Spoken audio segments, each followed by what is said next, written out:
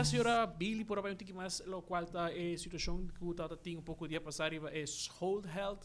relacionado com incrementar aqui a área com a par que essa que maior nota que cerca nós apontando nós com na síndico lobby quizás um aumento chiquito toch de algum florim pero algum também é preocupar com essa que vai quedar toch na vigor. Seguro que sim. Pakiko, schoolgeld, o último jaar que schoolgeld awardo aumentar, para o qual a escola na escola está na área 2015, inmiddels está quase 6 anos depois. Escola ainda está queda escola,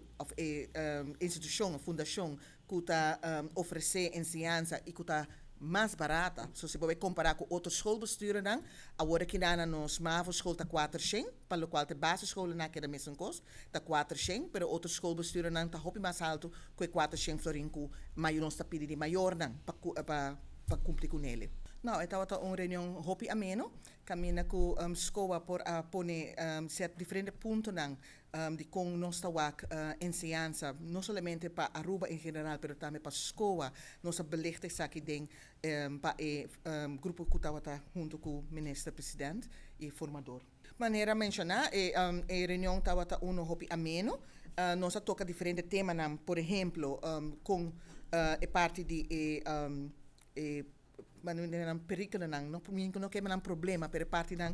que facioso de caso que não de trabalhador nos trabalhador não de limpeza nós temos aqui de lande, pero não somente de trabalhador de limpeza, pero também de nos escola com falta de renovação, que agora que não nota de edifício original. Nós toca também outro ponto que nós toca para nós que nós também era importante da parte de digitalização, inversão em digitalização, mas não somente para o qual está nos escola, mas a trove para a escola em geral na Aruba, se nós que vai ter em conta que o PEN 2030, nós mesmo pensa seriamente em parte de inversão para por equipar nos maestros, mas também nos alunos melhor para ensinança.